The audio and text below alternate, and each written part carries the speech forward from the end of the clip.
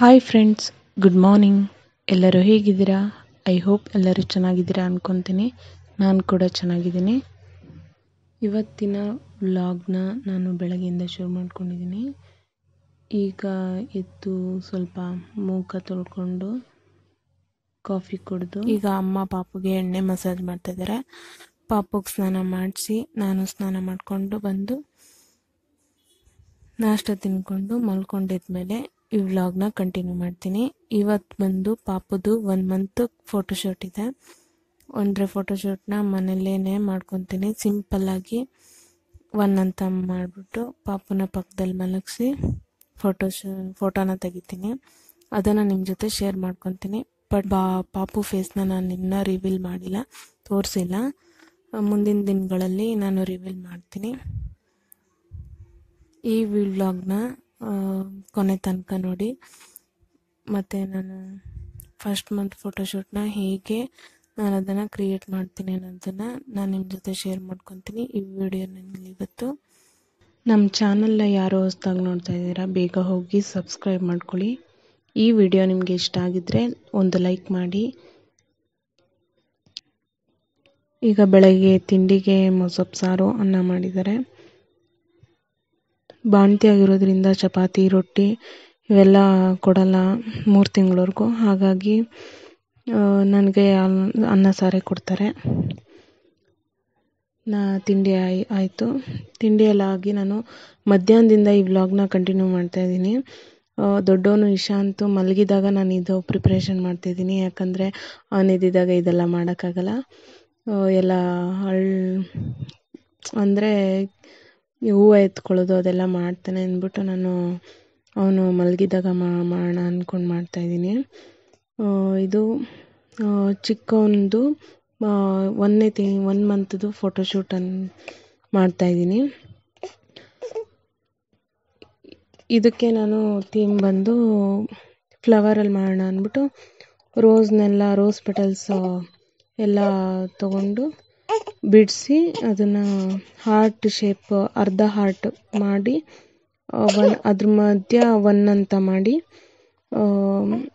ಒಂದು ಸೈಡಲ್ಲಿ ಪಾಪುನ ಮಲಗಿಸಿ ಫೋಟೋ ತೆಗೆಯೋಣ ಅಂದ್ಬಿಟ್ಟು ಆ ಥೀಮ್ ತೊಗೊಂಡಿದ್ದೀನಿ.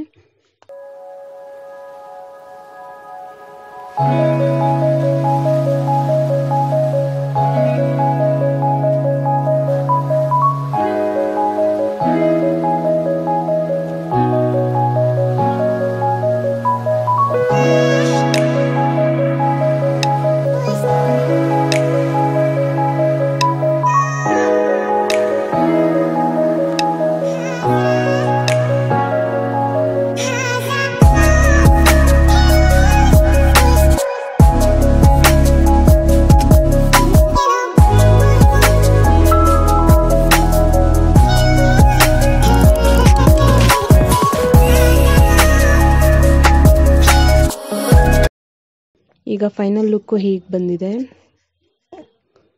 ನೆಕ್ಸ್ಟು ಪಾಪುನ ಅಲ್ಲಿ ಮಲಗಿಸಿ ಫೋಟೋಸ್ ತಕ್ಕೊಳ್ಳೋದು.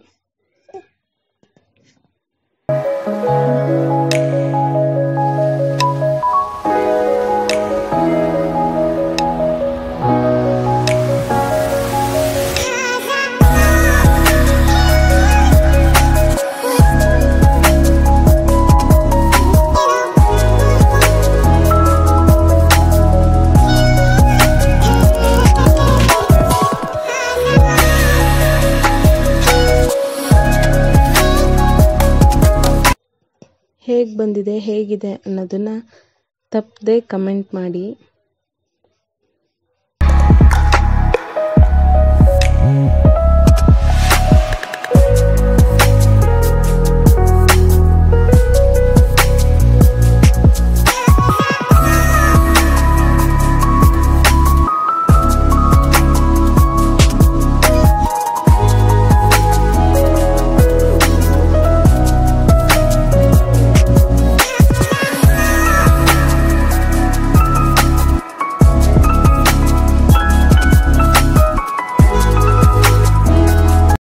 ಮತ್ತು ಇದು ಹಾರ್ಟ್ ಥರ ಕೂಡ ನಾನು ಮಾಡಿ ಒಂದಷ್ಟು ಫೋಟೋ ತೆಗೆದೆ. ಇದರಲ್ಲಿ 1 ಅಂತ ಏನಿಲ್ಲ, ಬರೀ ಹಾರ್ಟ್ ಇದೆ ಅಷ್ಟೇ. ಅಷ್ಟೊತ್ತಿಗೆ ದೊಡ್ಡವನು ಕೂಡ ಎದ್ದ. ನಾನೆಲ್ಲ ಹಾಳು ಮಾಡಿಬಿಡ್ತಾನೋ ಅಂದ್ಕೊಂಡೆ, ಬಟ್ ಹೇಳಿದ ಮಾತು ಕೇಳ್ದ, ಏನೂ ಹಾಳು ಮಾಡಲಿಲ್ಲ.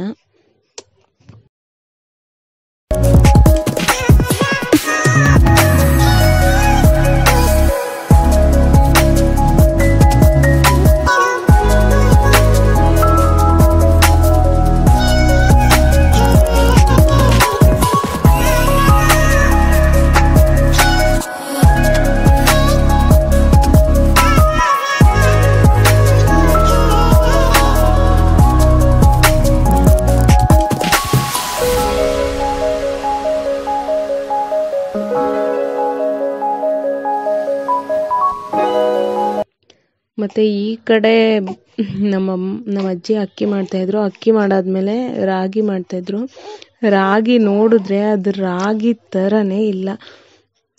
ಇದು ವಾಯ್ಸ್ ಓವರು ಅಲ್ಲಿದೆ ಕೊಡ್ತೀನಿ, ಕೇಳಿಸ್ಕೊಳ್ಳಿ. ಅದ್ರ ಕಲರ್ ನೋಡಿದ್ರೇ ಅದು ತಿನ್ನಬೇಕು ಅನ್ಸಲ್ಲ. ಹಾಗೆ ರಾಗಿ ಇದು ನಿಜವಾಗ್ಲೂ ತಿಂತಾರ ನೋಡಿ. ಇದರಲ್ಲಿ ಅದೇನೋ ಇಲಿಪಿಕ್ಕೆ ಥರನೂ ಸಿಕ್ಬಿಡ್ತು. ನನಗೆ ಅದಕ್ಕೆ ಒಂಥರ ಇಷ್ಟನೇ ಆಗಲಿಲ್ಲ ಅದನ್ನ ಮಾಡೋಕ್ಕೆ. ಹಾಗಾಗಿ ಆಗಲಿಲ್ಲ ಅದು.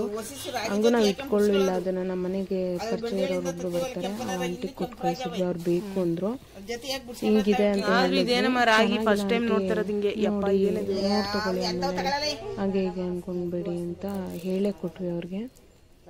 ಇನ್ನು ಈ ಕಡೆ ರಾತ್ರಿ ಊಟ ಬಂದು ಮೊಸಪ್ ಸಾರಿನೇ. ಮೊಸಪ್ ಸಾರಿಗೆ ಶೀಗಡಿನ ಹುರಿದು ಚೆನ್ನಾಗಿ ಸಾಂಬಾರ್ಗೆ ಹಾಕಿದ್ದಾರೆ. ನೋಡಿ ಹೀಗೆ ಕಾಣಿಸುತ್ತದು ಶೀಗಡಿ. ನನಗಿಷ್ಟ ಆಗ್ತಿರ್ಲಿಲ್ಲ, ಯಾಕಂದರೆ ಅದನ್ನು ನಾನು ಟೇಸ್ಟ್ ಮಾಡಿರಲಿಲ್ಲ ಇದುವರೆಗೂ. ಬಟ್ ಇದು ಬಾಣಸಿಲಿ ಕೊಟ್ಟರು, ಚೆನ್ನಾಗಿದೆ, ಪರವಾಗಿಲ್ಲ, ತಿನ್ನಬಹುದು, ಚೆನ್ನಾಗಿದೆ ಅನ್ನಿಸ್ತು. ಇನ್ನು ಈ ಕಡೆ ಊಟ ಎಲ್ಲ ಆದಮೇಲೆ ಪಾಪು ಜೊತೆ ಆಟ ಆಡ್ತಿದ್ದೆ. ಅವನು ಉಪ್ಪು ಅಂದ್ಕೊಂಡು ಎಣ್ಣೆ ಅಂದ್ಕೊಂಡು ಪಿಲ್ಲೋನ ಹಿಡ್ಕೊಂಡು ಕಾಸು ಕೊಡೋ ಥರ ಎಲ್ಲ ಇದು ಮಾಡ್ತಿದ್ದ. ನನ್ನ ಜೊತೆ ಆಟ ಆಡ್ತಿದ್ದ. ವಾಯ್ಸ್ ಓದ್ತೀನಿ, ಕೇಳಿಸ್ಕೊಳ್ಳಿ, ನೀವು ಎಂಜಾಯ್ ಮಾಡಿ. ಉಪ್ಪು ಉಪ್ಪು ಉಪ್ಪು ಉಪ್ಪು ಯಾರಿಗೆ ಬೇಕು ತಗೊಳ್ಳಿ.